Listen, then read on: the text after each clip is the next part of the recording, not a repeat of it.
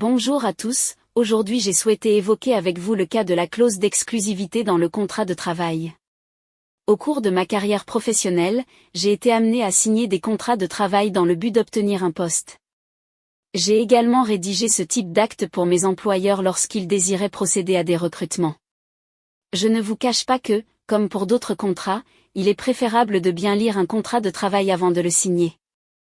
En effet, son contenu peut contenir des clauses illégales ou susceptibles de vous être préjudiciables. Je vous encourage à ne pas être naïf.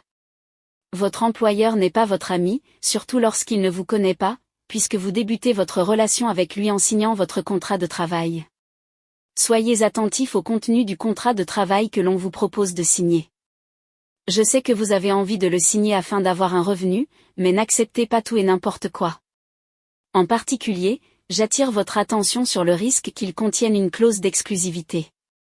Qu'est-ce qu'une clause d'exclusivité ? C'est tout simplement une clause qui porte une atteinte particulièrement grave à la liberté du travail, puisqu'elle va vous interdire de travailler pour un autre employeur, ou pour votre propre compte, pendant toute la durée du travail, même pour une activité qui ne concurrencerait pas votre employeur. Dès lors que votre contrat comporte ce type de clause, et en l'absence d'une très forte contrepartie financière négociée qui pourrait la justifier, vous pouvez en conclure que votre employeur est un mauvais employeur.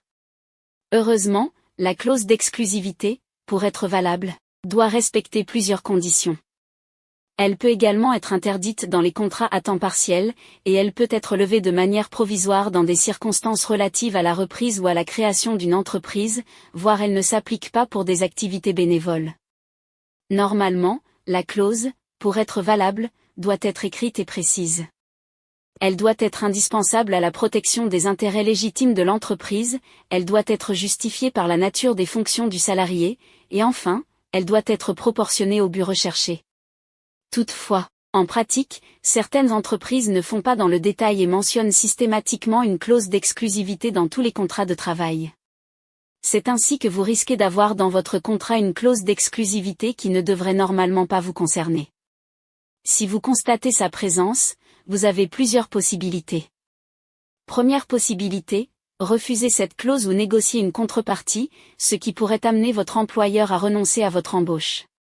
Seconde possibilité, signer le contrat puis signaler à votre employeur, après expiration de votre période d'essai, que cette clause est illégale, si tel est le cas. Vous risquez alors d'être au bout du fusil. Troisième possibilité, signer le contrat et faire comme si cette clause n'existait pas. Dans le cas où votre employeur constaterait ensuite que vous exercez une autre activité, il sera tenté de prononcer une sanction pouvant aller jusqu'au licenciement. Vous pourrez alors faire état du caractère illégal de la clause d'exclusivité, quitte à contester par la suite devant les juridictions une éventuelle sanction que l'employeur aurait prononcée. Et vous, que pensez-vous de la clause d'exclusivité ? Est-ce que vous l'avez déjà rencontrée ? Comment avez-vous géré cette situation ? N'hésitez pas à nous le dire dans les commentaires. Si vous avez aimé cette vidéo, vous pouvez cliquer sur j'aime, vous pouvez aussi vous abonner et consulter notre site internet. À bientôt pour d'autres vidéos.